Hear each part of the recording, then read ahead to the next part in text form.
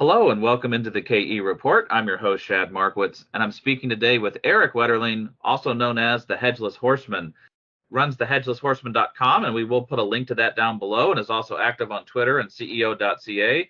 And Erik, you're just one of our favorite guests on the show because you always have interesting insights on how you're looking at trading the junior resource stocks. We were having a big discussion before we started this call today just about what has your attention, and we bounced around to a number of different topics, but we kept coming back to nickel. So we thought, what the heck, let's just go ahead and do a quick episode on nickel. You had brought up to me just a number of different macro factors for the nickel sector. And when you look at it, if you think back a couple of years ago in 2022, there was that epic move higher in nickel. And that was really when the Ukraine war started because of the concerns that Russia is such a huge supplier of nickel and palladium. So that came into front and focus. And then the futures markets got really wild, and then eventually they halted trading on nickel. And ever since then, the price has collapsed. It's down about half of what it was in 2022. But so has the interest in the junior mining sector. But when you look at the nickel space, and when you're looking at some of the different fundamental drivers for it as a critical mineral, you got a number of different things that you think could animate the nickel price in the years to come. So let's start there, Erik. What are you seeing in the overall nickel space? Yeah, so typically I'm not really a macro guy. I look at companies and I'm a stock picker. Like, do I think this is cheap relative to the product they have? But I couldn't help it. I delved into the nickel space because I immediately get interested if something is nobody cares about it, let's say. And especially since, like most people probably have seen, there's a lot of initiatives by governments around the world and OEMs, etc., to get into nickel deposits and to ensure the domestic supply of critical minerals. I mean, nickel is very critical.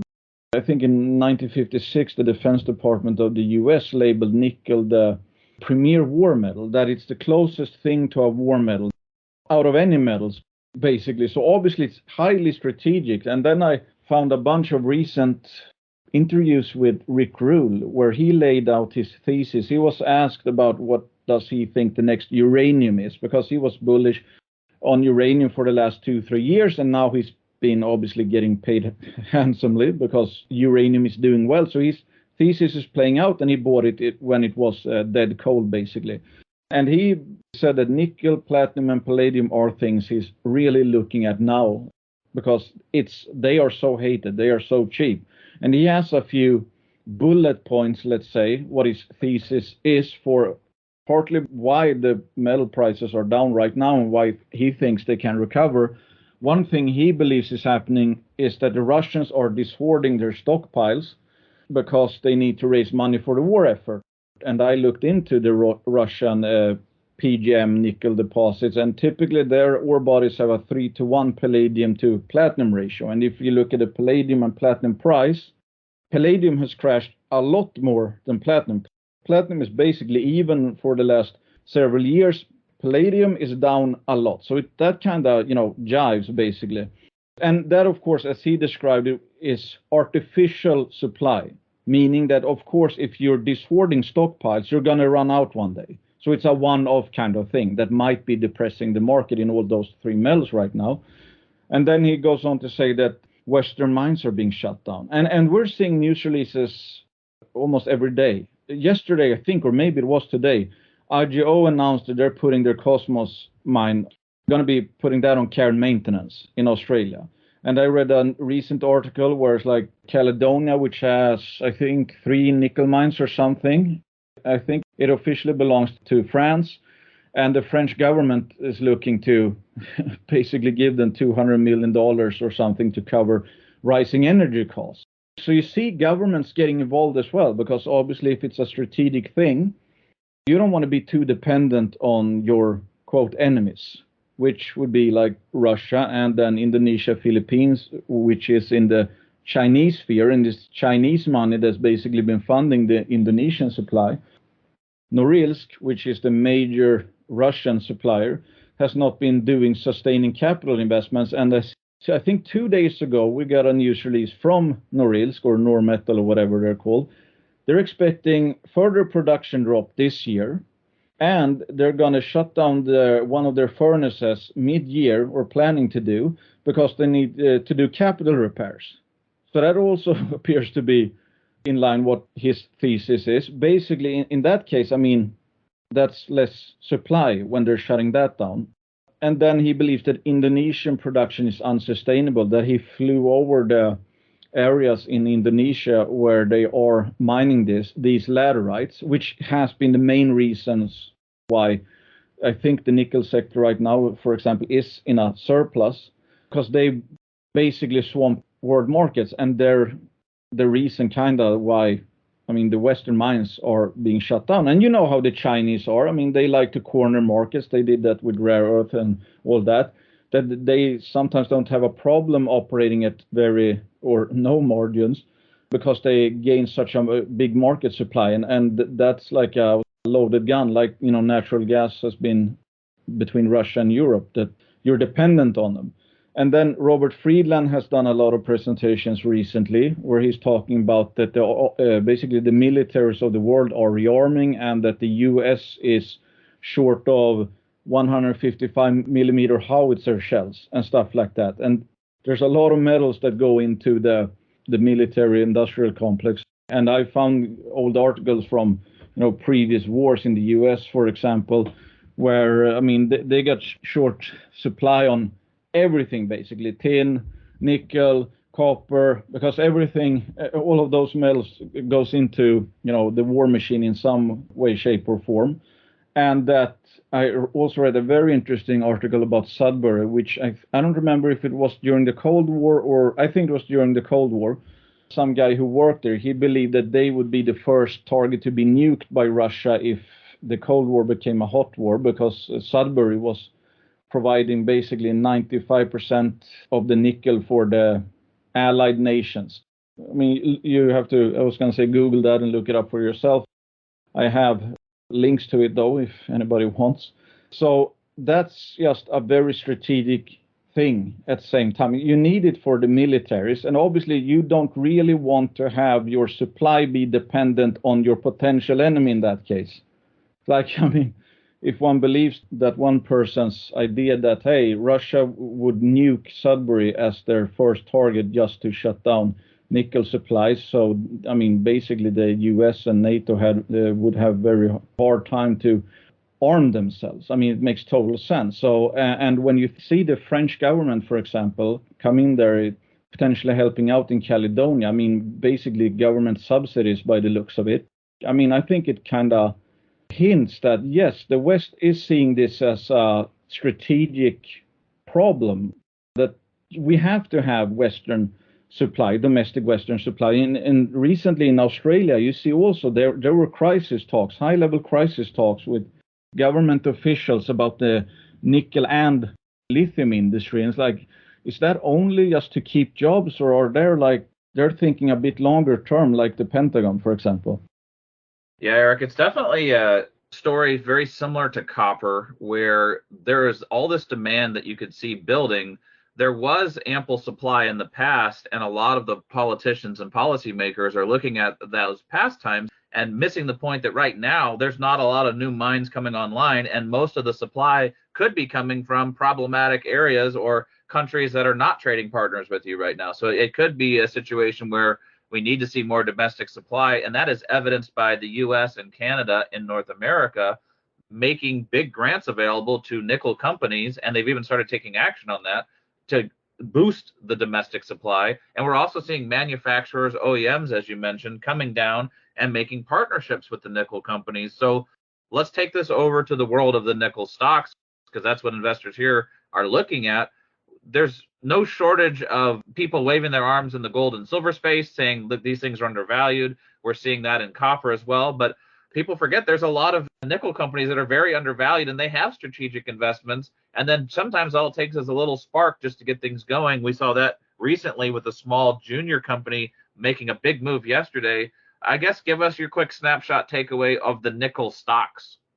Yeah, first I'm just going to say that, like you mentioned, there's a lot of OEMs, even Agnico-Eagle, which is one of the premier gold companies, recently took a stake in, I think it was Canada Nickel. So it's like, you have all these OEMs. Samsung, you have a Finnish stainless steel producer. You have Samsung SDI getting into, FPX and Canada Nickel. So it's like there appears to be a frenzy from multinationals and mining companies and even gold miners to get some ownership in Western nickel deposits. But if you look at the retail-driven market, it's some of the, nobody is interested at all. So there's obviously a huge disconnect there. And I think, like always, retail sector is very good at pricing in the exact sentiment right now. But why are these big companies who are planning, 10 years ahead, 20 years ahead, why are they buying? Obviously, they're not buying the current price of nickel or the mood of the retail investor. I think they're seeing like this might be going on, that it's artificially depressed. They see shortage in the future, especially from Western supply because they're shutting down. And then what happens if Indonesia not only stops growing, but actually reduces production? Because you can't really, it's not sustainable in the sense, they're plowing through rainforest like it's nothing. It's not like you have one big fat deposit that can last 30 years. No, they're just plowing down land. And obviously the bigger you are to have that growth pace, the more land you actually need to mow down. And you can't do that forever. So I think they're looking, let's say, beyond potential Russian dishoarding, beyond Indonesia's current production capacity, and accounting for the fact that nickel and a bunch of other metals is going to be more important to the West. Because imagine, let's say you cut off supply from the East all of a sudden, the Western mines, the demand to supply ratio might go up 10 times or something like that. I'm not saying it's going to happen, but it's like the risk of it. That's obviously why Pentagon and people are involved. They're looking at those kinds of risk, which is like you cannot afford not to have critical supplies if things turn really sideways. Anyway, so yeah, companies. One recent interesting case is Nican Limited. They recently put out, I think it was yesterday, yes, 2.32% nickel equivalent over 31.5 meters in Manitoba, Canada. And that stock opened up around 60%. I had a tiny position already. I actually bought some when it was up 100%, I think. And then I thought, hey, okay, I'm getting uncomfortable here because I talk about it a lot, the psychological thing where it's like we don't want to chase typically, especially if we're contrarian, let's say. We always want to feel like we're the first ones in. And then I looked like 40 minutes later, it was up 300%. And the funny thing is like some of these juniors in this case as well, they're so cheap to begin with. I think the market cap was like 4 million 2 days ago. So if that goes up 100%, that's just 8 million Canadian. That's not something you would look at and say, whoa, that is way ahead of itself or something like that. That's what makes this market, this sector, such a big opportunity, in my opinion, because like you see, you can have some stocks up 100% and you would still not be even close to say they're anywhere overvalued. Try to do that in 2016 at the peaks there, or even 2020. If some of these juniors went up 100% from those valuations, they would look absurdly overvalued. And yeah, that's one interesting case. I don't have a huge position in it. I don't know if this is telling that. This result looks like a typical discovery assay of some famous nickel deposits. But is it going to turn into Ulimar or Noah Bollinger? It's like small odds of that happening, of course, but like, is there a chance? Yeah, I think one has to say there is a chance. So my current view on that one is like, I have a relatively small position, nothing I get too emotional about. And if it works, it works. If not, you're going to lose. You only know what you're starting off at, and that's like 8 million market cap. Well, Erik, just as a final thought, if you see a move like that in Nican Limited, which the ticker is NICN, just for people interested in following along, what does that mean for the other nickel companies that have strategics that have come in? As you mentioned, FPX and Canada Nickel have had strategics come in. Stillwater has had Glencore come in. We've talked about Magna Mining before, where they're very advanced on permitting, and actually in Sudbury, in the main nickel camp, they're the ones that can actually move into production probably sooner than anybody. What does that mean for more established companies? Right. I mean, that's the interesting thing here. There's like, in my opinion, there's a lot of bias out there. It's just, relative to each other and what kind of risk reward, typically what kind of margin of safety downside there is. I mean, in Nican Limited, for example, you don't have a deposit, you don't have permits or anything like that. So that's strictly, an if story still. Because if nickel shoots to the sky, you don't have a deposit from, a few good holes of nickel and copper. So if you look at what they have, their market cap, and you think they're cheap, and then you look at like Stillwater Critical Minerals and Magna Mining, how much money, how many years would it take to get to their stage for a company like Nican? I'm thinking tens of millions of dollars and years of work. And especially in case of Magna Mining, for example, they have a bunch of permits on 2 projects. They basically almost have 2 projects ready to go. Not only does that take a long time from a permitting perspective, there's not even a guarantee, far from a guarantee, that you'll even get permits. So in some sense, they are kind of, priceless, and have been becoming even more priceless given that, ESG has been ramping. So make no mistake, I think Nican looks cheap, but how cheap does that make like Magna Mining and Stillwater Critical Minerals, which are far more advanced, and Nican, if they even had similar success, they would probably have to raise, let's say, 10-20 million, or in Magna's case, maybe 70 million to redo that. So I just think it's an interesting thought concept when you evaluate inter-sector risk reward. Well, Erik, we'll wrap it up there for today, but just kind of an interesting informal chat on nickel here, some of the drivers for the nickel markets, some of the partnerships we're seeing from the big boys with the companies looking for domestic supply in North America, and then also how that translates down into some of the very depressed valuations we're seeing in the nickel stocks. So we'll keep following along with this sector. It's definitely one that's an unloved, ugly duckling right now, but it may become a swan, and it may become, as Rick Rule has pointed out, something that's the next hot space in the critical minerals sector. Until next time, Erik, always enjoy our conversations. And if people like Erik's thoughts, definitely click on the link below. Takes you over to the Hedgeless Horseman. And we'll wrap it up there for today, Erik. But thanks for coming on the KE Report.